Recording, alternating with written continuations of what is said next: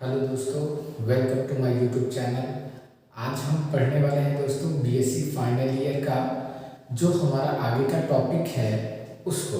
तो देखिए, हमारा अगला टॉपिक है दोस्तों कि कुछ मैंने आपको बताया था कि जी यदि एक आबेली समूह है तो आबेली समूह होने पर वो कौन कौन से प्रॉपर्टी रख सकता है।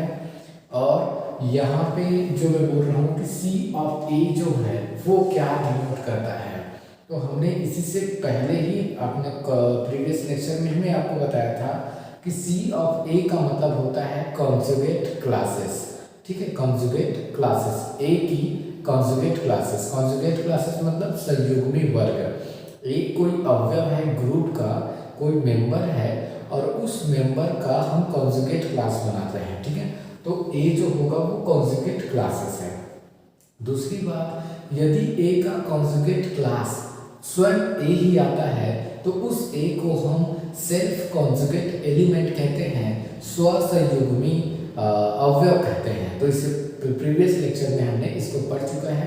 तो इसी से रिलेटेड हम लोग इस पे बात करने वाले हैं कि सेल्फ कॉन्जुगेट एलिमेंट यदि क्या होता है, हमारे पास कोई ग्रुप दिया गया हो, कोई ग्रुप है जी जो अबेलियन ग्रुप है और वो अबेलियन ग्रुप यदि क्या होता है, अबेली ग्रुप है, अबेलियन ग्रुप है या अबेली ग्रुप है, तो उसके पास एक महत्वपूर्ण प्रॉपर्टी रहता है कि इसके सारे मेंबर, जी के सारे मेंबर सेल्फ कॉन्जुगेट एलिमेंट होता है, स्वसंयुग्मी अवयव होता है हमेशा। तो ये इसमें ध्यान देना है, सारे मेंबर क्या होते हैं, स्वसंयुग्मी क्या होते हैं, अवयव होते हैं, सेल्फ कॉन्जुगेट एलिमेंट होते हैं। तो सेल्फ कॉन्जुगेट एलिमेंट होते हैं, इसको हमको प्रूव करना है, मतलब इसको याद रखना है फिलहाल के लिए। प्रूव करने की कोई जरूरत तो है नहीं, वैसे ये दरअसल ये प्रॉपर्टी है। ठीक है, तो इस प्रॉपर्टी को हमको ध्यान में रखना है। इस प्रॉपर्टी से रिलेटेड हमको मेन महत्वपूर्ण चीज मिलेगा, उसको हमको यूज रखना है ना। आने वाले समय में हम कोई कंपटीशन एग्जाम दिलाएंगे तो उसमें ये काम आएगा। ठीक है, तो यहाँ ध्यान देते हैं कि ये जो एलिमेंट है उसका जो ऑर्डर है उसकी बात करें तो order of C of A of ऐसा जो रहेगा वो ऑलवेज 1 आएगा।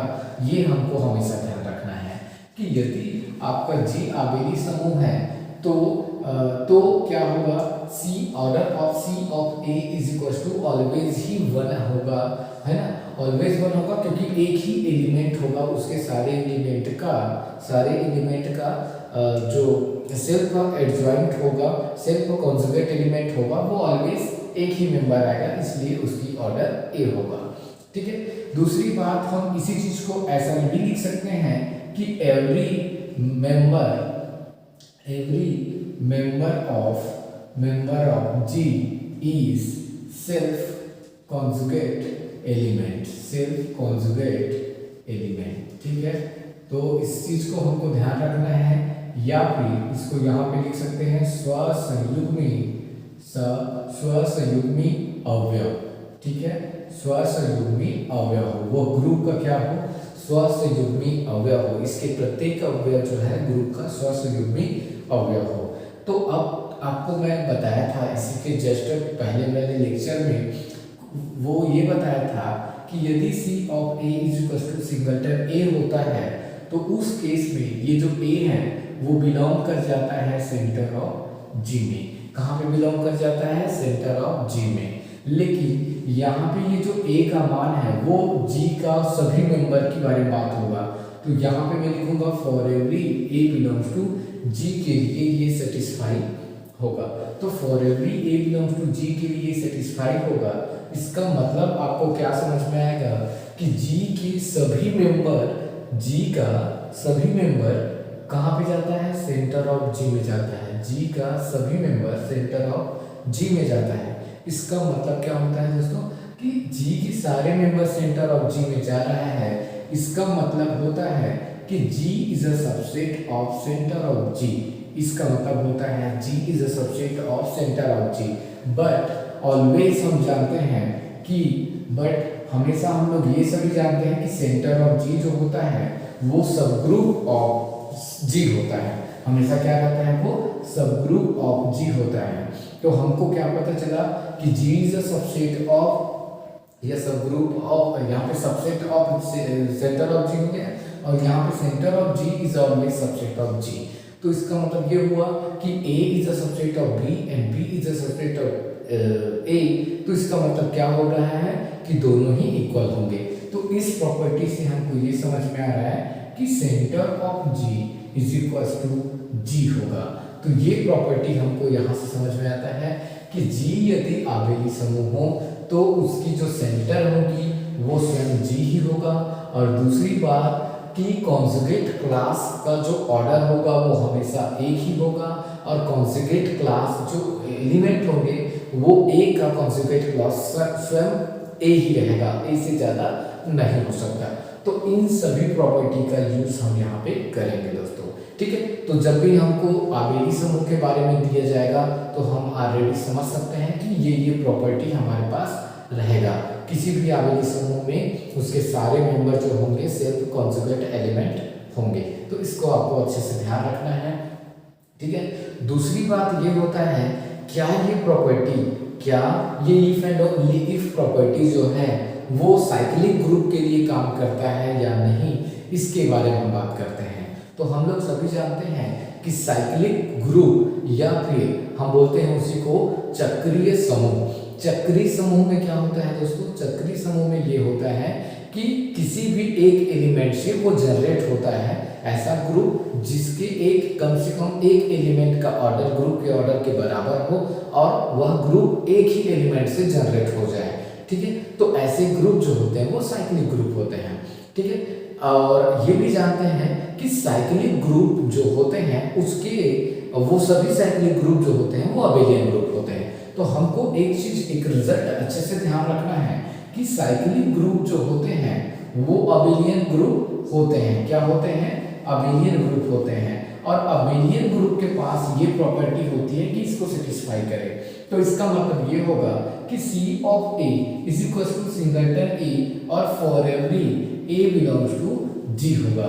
इसका मतलब आपको ये समझ में आ रहा है यदि कोई साइक्लिक ग्रुप है तो उसके सारे मेंबर जो होंगे वो सेल्फ कॉन्जुगेट मेंबर होंगे, स्वयं संयुग्मी अवयव होगा, स्व संयुग्मी अवयव रहेंगे उसके जितने भी मेंबर होंगे वो सभी, ठीक है। दूसरी बात यह होता है कि इसका if and only if satisfy करेगा या नहीं करेगा उसके बारे में। तो ये if and only if satisfy नहीं करता बिकॉज कि every cyclic group need not be मतलब every abelian group need not be cyclic group, कि अबेलियन जो है वो सेटिस्फाई नहीं होता कि वो साइक्लिक हो। तो हो सकता है कि एक हमारे पास इसका तो पता है कि ये ऐसा है तो ये सेटिस्फाई करेगा आपका C of A is equal to singleton A और for every A belongs to G। तो इसका मतलब ये होगा कि C ऑफ A जो होगा वो ऑलवेज A आएगा, मतलब इसके सारे मेंबर जो होंगे स्व संयुग्मी अवयव रहेंगे या सेल्फ कॉन्जुगेट मेंबर होंगे, लेकिन वो अबेलियन हो सकता है, लेकिन ये कोई जरूरी नहीं है कि वो साइक्लिक ही आए। तो इसलिए आपको ध्यान रखना है, ये क्वेश्चन आपको कॉम्पिटिटिव एग्जाम में पूछा जा सकता है इसको इफ एंड ओनली इफ बना के। तो हम साइक्लिक ग्रुप में इफ एंड ओनली इफ नहीं बना पाएंगे। साइक्लिक ग्रुप है तो अबेलियन है और अबेलियन है तो उसके सारे मेंबर सेल्फ कॉन्जुगेट मेंबर हो सकते हैं, लेकिन और ये भी हम बोल सकते हैं कि सेल्फ सारे मेंबर यदि सेल्फ कॉन्जुगेट मेंबर है तो वो अबेलियन हो सकता है, लेकिन साइक्लिक हो ऐसा कोई जरूरी नहीं है। साइक्लिक हो ऐसा जरूरी इसलिए नहीं है क्योंकि वहां पे सारे अबेलियन ग्रुप साइक्लिक नहीं होते हैं। तो इसलिए आपको इस प्रॉपर्टी को अच्छे से ध्यान में रखना है दोस्तों, ठीक है। तो ये यहाँ की प्रॉपर्टीज है, ठीक है। इसी प्रॉपर्टी से मैंने इसको जनरेट किया है, ठीक है। अब आते हैं हम लोग किसके बारे में, एक अवयव का प्रासामान्य या नॉर्मलाइजर, इसी को हम बोलते हैं सेंट्रलाइजर, ठीक है। सेंट्रलाइजर भी कहता है इसको। तो सेंट्रलाइजर ऑफ एन एलिमेंट, कोई भी एक एलिमेंट होगा, ग्रुप का कोई एक एलिमेंट होगा, उसको हम बोलेंगे उस एलिमेंट का सेंट्रलाइजर क्या होगा या नॉर्मलाइजर क्या होगा, इसके बारे में हमको देखना है, ठीक है। केंद्रीय यहाँ पे बोला गया है सेंट्रलाइजर एंड प्रसामान्यक, ठीक है, इसके बारे में हमको बताना है। तो आप सबसे पहले मान लेते हैं एक ग्रुप है हमारे पास, एक समूह है या एक ग्रुप है, उसका एक मेंबर है, एक अवयव है जिसको हम बोलते हैं जी, ठीक है। एक ग्रुप है जिसमें क्या है, एक मेंबर है जो हम बोलेंगे ए बिलोंग्स टू जी। ध्यान रखना बहुत इंपॉर्टेंट है, सेंट्रलाइजर और सेंटर ऑफ जी दोनों अलग अलग है, बहुत इंपॉर्टेंट है, ध्यान रखिए। ए बिलोंग्स टू जी एक ग्रुप का मेंबर है। अब हम बोलेंगे normaliser of A. Normaliser of A is equal to होता है ऐसे एक्स जो जी में बिलोंग करता हो, ऐसे एक्स जो जी में बिलोंग करता हो और केवल, ध्यान रखना क्या बोल रहा हूं मैं, और केवल ए के साथ कम्यूटेटिव प्रॉपर्टी सेटिस्फाई करता हो। किसके साथ? ए के साथ। तो यहाँ पे ए है, ए वैल्यू है, उसके साथ ही कम्यूटेटिव प्रॉपर्टी सेटिस्फाई करता हो। तो ऐसे मेंबर का कलेक्शन, वो सभी मेंबर का कलेक्शन क्या कहलाएगा? ए का प्रसामान्यक कहलाएगा, या ए का नॉर्मलाइजर कहलाएगा, या ए का सेंट्रलाइजर कहलाएगा, ठीक है। मतलब यहाँ पे मैं लिखूंगा ए इंटू एक्स, एक्स इंटू ए या ए इंटू एक्स, ये चीज मेरे को यहाँ पे बताना है, समझ में आया? तो आप क्या करेंगे, यहाँ पे फिक्स एलिमेंट कौन हो जाता है? ए जो है फिक्स एलिमेंट हो जाता है, और फिक्स एलिमेंट के साथ वो उन सभी एलिमेंट का कलेक्शन जो उस फिक्स एलिमेंट के साथ क्रम विनिमय नियम का पालन करता हो या कम्यूटेटिव नियम का पालन करता हो, वह सभी एलिमेंट का कलेक्शन क्या कहलाता है? नॉर्मलाइजर या प्रसामान्यक कहलाता है। जबकि सेंट्रलाइजर में क्या होता था, सेंटर ऑफ जी में क्या होता था, जब हम सेंटर ऑफ जी की बात करते थे तो वहां पे अंतर क्या रहता था दोस्तों? ध्यान देना कि जेड बिलोंग्स टू जी रहता था, ऐसे जेड का कलेक्शन जो जी के सभी एलिमेंट के साथ कम्यूटेटिव प्रॉपर्टी सेटिस्फाई करे। ध्यान देना, जी के सभी एलिमेंट के साथ, और यहाँ पे एक्स ऐसे बिलोंग्स टू जी का एलिमेंट है जो केवल एक ही एलिमेंट के साथ कम्यूटेटिव प्रॉपर्टी, कौन? ए एलिमेंट के साथ कम्यूटेटिव। और यहाँ पे सेंटर ऑफ जी जो होगा वो जी के सभी एलिमेंट के साथ कम्यूटेटिव प्रॉपर्टी। यहाँ पे मेरे को एक्स्ट्रा लिखना पड़ता था कि ये जो है ये सेंट्रलाइजर होगा, ऐसे करके मेरे को एक्स्ट्रा लिखना पड़ता था। तो अंतर क्या है इसको आप समझिए कि सेंटर ऑफ जी तब आएगा जब जी के सारे एलिमेंट के साथ वो कम्यूटेटिव प्रॉपर्टी सेटिस्फाई करे। लेकिन यदि हम एक ही एलिमेंट के साथ कम्यूटेटिव प्रॉपर्टी सेटिस्फाई करते हैं तो वो नॉर्मलाइजर कहलाता है, ठीक है, नॉर्मलाइजर या सेंट्रलाइजर। तो ये चीज को आपको अच्छे से ध्यान में रखना है, ठीक है। अब हम आगे बढ़ते हैं। एक क्वेश्चन है, एक थ्योरम है जो कि बहुत ही इंपॉर्टेंट है। आप चाहे कोई भी एग्जाम दिलाते हैं, है ना, तो आप बीएससी फाइनल ईयर के यदि एग्जाम दिलाते हैं तो उसमें से कहीं ना कहीं ये आएगा, या तो फिर सेंटर ऑफ जी से क्वेश्चन पूछा जाएगा, सेंटर ऑफ जी से क्वेश्चन पूछा जा सकता है। तो इन दो जगह से, दोनों में से कोई एक फिक्स ही रहता है, एक आएगा ही आएगा। तो देखते हैं इसमें कैसे हम लोग प्रूव करेंगे कि यहाँ पे बोला गया है कि normaliser of a N of a belongs to G, G का प्रसामान्यक या नॉर्मलाइजर, है ना। सिद्ध कीजिए कि जी जो होगा, जी का ये जो है वो जी का उपसमूह होता है, सब ग्रुप होता है। ये चीज हमको प्रूव करना है कि normaliser of A is a सब ग्रुप ऑफ जी, ठीक है। जी का क्या होता है? वो ऑलवेज सब ग्रुप होता है, ऐसा हमको प्रूव करना है, ठीक है। तो जी के सब ग्रुप प्रूव करने का तरीका क्या है? तो सबसे पहले सब ग्रुप की बात करें तो सब ग्रुप के पास सबसे पहले तो यह जो है वो नॉन एम्प्टी होना चाहिए। मान लीजिए एच को मेरे को सब ग्रुप प्रूव करना है तो उसमें कम से कम एक मेंबर तो होना चाहिए जो जी का ही मेंबर हो। सबसे पहली बात क्या होना चाहिए? एक मेंबर तो मौजूद होना ही चाहिए जो जी का ही मेंबर हो। दूसरी बात ये होना चाहिए कि एच जो है जी का ही सबसेट होना चाहिए। तीसरी बात ये है कि ए और बी जो है एच में मेंबर है तो ए बी इनवर्स भी एच में मेंबर होना चाहिए। तो ये जो है एच के सब ग्रुप होने का क्या है? सब ग्रुप होने का या समूह होने का क्या बताता है, उप समूह होने का रिजल्ट बताता है, ये जो वैल्यूज है, ठीक है। तो इसको आपको क्या करना है, सेटिस्फाई कराना है यहाँ पर, ठीक है। तो सबसे पहली बात तो हम लोग नॉर्मलाइजर को नॉन एम्प्टी बताएंगे। नॉन एम्प्टी मतलब नॉर्मलाइजर में कम से कम एक तो एलिमेंट है कि जो कि क्या करता है, वो किसी एक के साथ कम्यूटेटिव प्रॉपर्टी सेटिस्फाई करता है। ये चीज को हमको बताना है, ठीक है।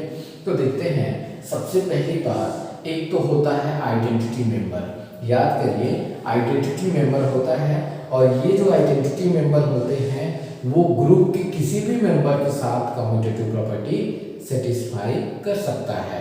इसका मतलब ये हुआ कि ये जो आइडेंटिटी मेंबर है वो नॉर्मलाइजर ऑफ ए में बिलोंग करेगा, क्योंकि आप लिख सकते हैं a into x is equal to x into e.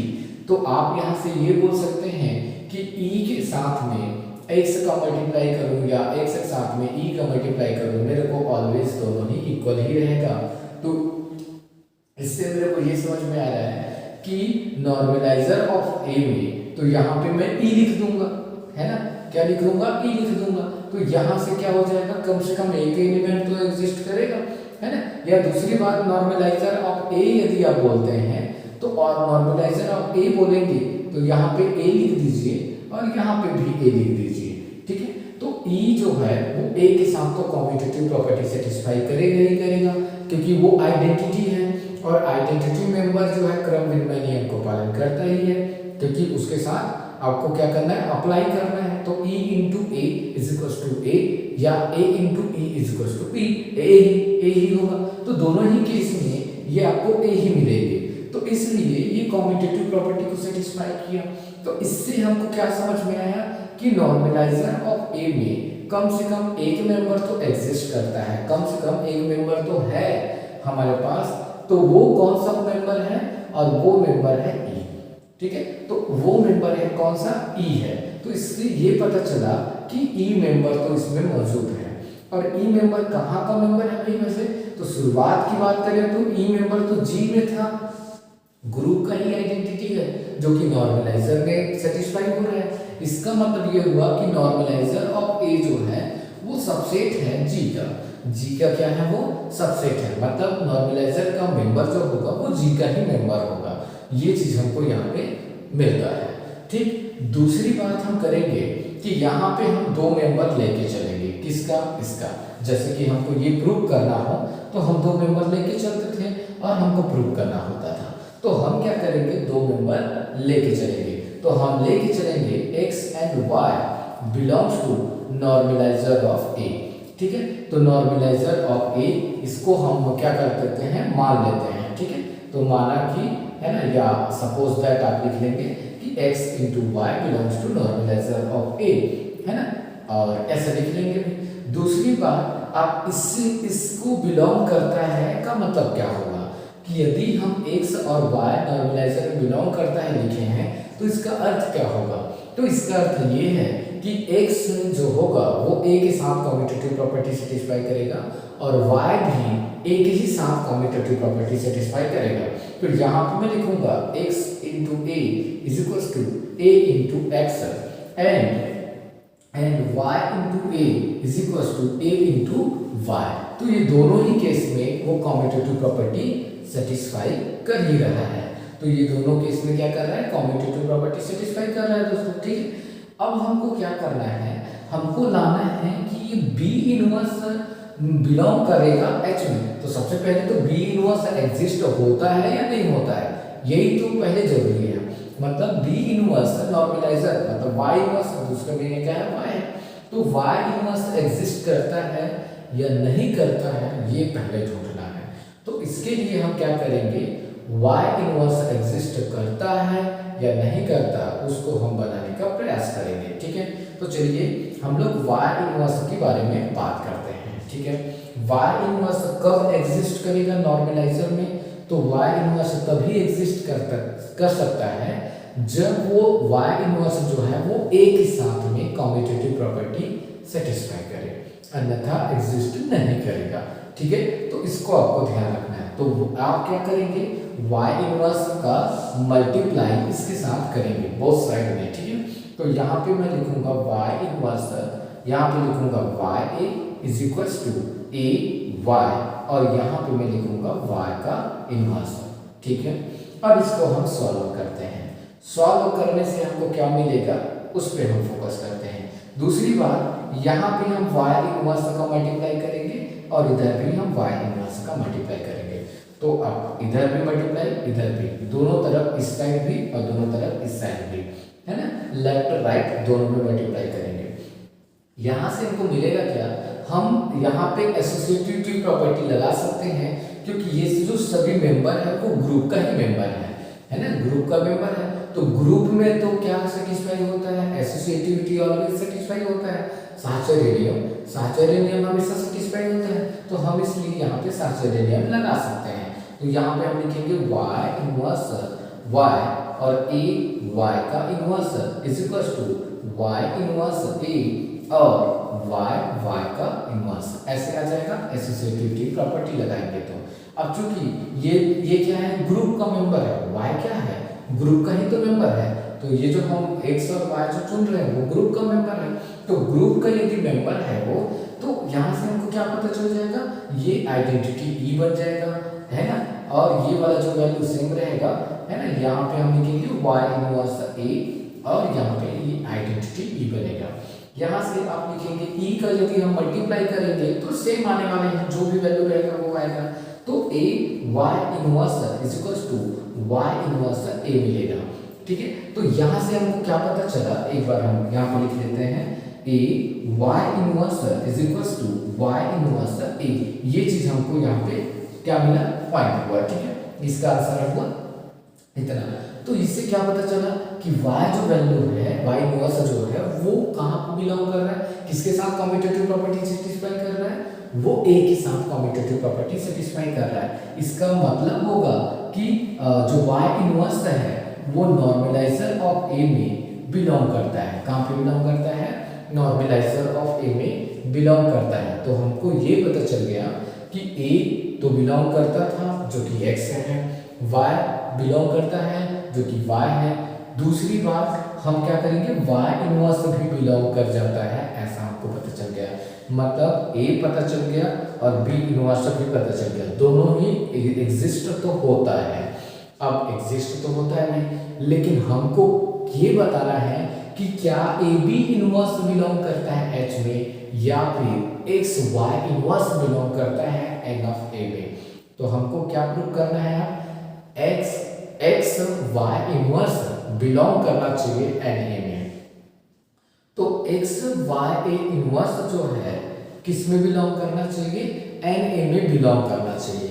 तो ये तभी बिलोंग कर पाएगा जब एक्स वाई इनवर्स जो होगा वो कॉम्यूटेटिव प्रॉपर्टी सेटिस्फाई करे, है ना, किसके साथ, ए के साथ। ए के साथ यदि वो कॉम्यूटेटिव प्रॉपर्टी सेटिस्फाई करेगा तब वो बिलोंग करेगा, नहीं तो नहीं करेगा, ठीक है। तो उसी पे आपको फोकस करना है। अब क्या लेके चलना है, सीधा हम लेके चलेंगे एक्स वाई इनवर्स, ये ए एक्स वाई इनवर्स को लेके चलना है और हम लाएंगे क्या, एक्स वाई इनवर्स पहले लिखाएगा, राइट साइड में रहेगा ए।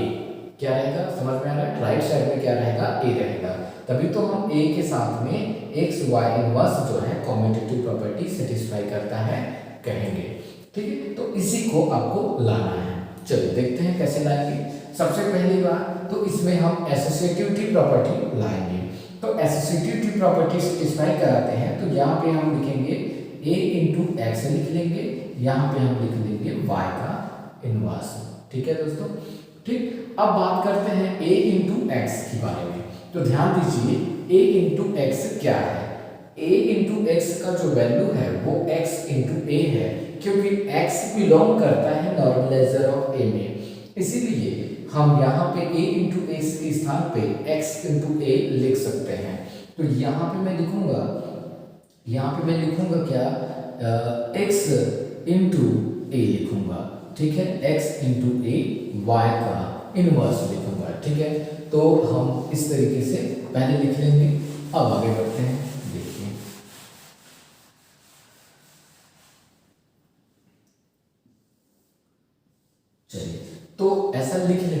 अब इसको लिखने के बाद यहाँ से हमको क्या मिलेगा, ए एक्स वाई इनवर्स का जो वैल्यू है, यहाँ पे ध्यान दीजिए, इसमें फिर एसोसिएटिविटी प्रॉपर्टी लगा दो, तो एक्स को पहले लिख दो फिर इसको लिखो। तो यहाँ पे आप लिखेंगे एक्स ए वाई इनवर्स, कौन सी प्रॉपर्टी, एसोसिएटिविटी प्रॉपर्टी या साहचर्य नियम, है ना, क्योंकि ये ग्रुप का मेंबर है तो उसमें तो साहचर्य नियम पालन होता ही है, तो साहचर्य नियम हमने लगा दिया है। ठीक है, दूसरी बात हम क्या करेंगे, यहाँ पे a इंटू वाई इनवर्स पे फोकस करो। तो देखो ये a इंटू वाई का इनवर्स है, आप इसको इक्वेशन नंबर 1 देख लिए हो और फ्रॉम इक्वेशन नंबर 1 लिख लेना। यहाँ पे क्या लिख लेना, फ्रॉम इक्वेशन नंबर 1 से। तो यहाँ पे इक्वेशन नंबर 1 लिखेंगे तो यहाँ पे आएगा x और y इनवर्स a, ये आपका वैल्यू आ जाएगा। अब फिर एसोसिएटिविटी प्रॉपर्टी लगाना और x y इनवर्स को पहले लिख देना और यहाँ पे लिख देना a। यहाँ से हमको क्या पता चला, यहाँ से हमको पता चला है कि a के साथ में कॉम्यूटेटिव प्रॉपर्टी कौन सेटिस्फाई करता है। तो a के साथ में कॉम्यूटेटिव प्रॉपर्टी कौन सेटिस्फाई कर रहा है, ये दोनों, है ना। तो यहाँ पे हम लिखेंगे कि x y इनवर्स जो है वो नॉर्मलाइजर ऑफ a में बिलोंग करेगा, और नॉर्मलाइजर ऑफ ए में बिलोंग करता है। तो इससे हमको ये पता चला कि हमने लाया क्या, x और y बिलोंग करता है नॉर्मलाइजर ऑफ ए में, तो हमने प्रूव कर लिया कि x y इनवर्स बिलोंग करता है नॉर्मलाइजर ऑफ ए में, ये हमने प्रूव कर लिया। तो इसी का तो अर्थ होता है कि ये जो है, इसी का अर्थ होता है कि normaliser of A is subgroup of G. ठीक है, ये क्या होता है, सबग्रुप ऑफ जी होता है, मतलब समूह का उप समूह होता है। नॉर्मलाइजर ऑफ ए जो होता है वो किसी भी ग्रुप का, है ना, वो क्या होता है, उप समूह होता है या सबग्रुप होता है दोस्तों। ठीक है, तो ये बहुत ही महत्वपूर्ण क्वेश्चन है बीएससी फाइनल ईयर के लिए, और इसी से रिलेटेड है आपका सेंटर ऑब्जेक्ट। ये जो है सेंटर ऑब्जेक्ट के बारे में बात करेंगे हम लोग। तो मैं अपने नेक्स्ट लेक्चर में आपको सेंटर ऑब्जेक्ट के बारे में आपको समझाऊंगा दोस्तों। ठीक है, एक चीज और अच्छे से ध्यान में रखिए कि नॉर्मलाइजर ऑफ ए जो होता है नॉर्मल सबग्रुप नहीं होता है, वो केवल सबग्रुप होता है। जबकि सेंटर ऑफ जी होता है, सेंटर ऑफ जी जो होता है नॉर्मल सबग्रुप भी होता है और सबग्रुप भी होता है। तो दोनों चीज होते हैं सेंटर ऑफ जी, लेकिन नॉर्मलाइजर ऑफ जी नॉर्मल नहीं होते। नाम है नॉर्मलाइजर लेकिन नॉर्मल नहीं होता, इस चीज को आप हमेशा ध्यान रखें। नॉर्मल को हिंदी में कहा जाता है प्रसामान्य। ठीक है, तो वो नॉर्मलाइजर जो है, प्रसामान्य जो है, प्रसामान्य उपसमूह नहीं होता। ठीक है, लेकिन केंद्र जो होता है, किसी भी समूह का केंद्र जो होता है वो प्रसामान्य उपसमूह भी होता है। तो बहुत इंपॉर्टेंट है। जस्ट मैं इस लेक्चर के नेक्स्ट लेक्चर में आपको उस क्वेश्चन को बताने वाला हूँ। तो आप लोग पेपर के लिए रेडी रहिए। आने वाले पेपर में बहुत ही आपको हो सकता है कि थ्योरेटिकल में इसी टाइप के क्वेश्चन पूछे जाएं। तो आप मेरा वीडियो लेक्चर देखते जाइए और अपने सारे दोस्तों को शेयर करिए, और वीडियो पसंद आया हो तो प्लीज़ लाइक कर दीजिएगा और साथ ही सब्सक्राइब कर दीजिएगा और अपने दोस्तों को शेयर करिएगा। तो थैंक यू स्टूडेंट।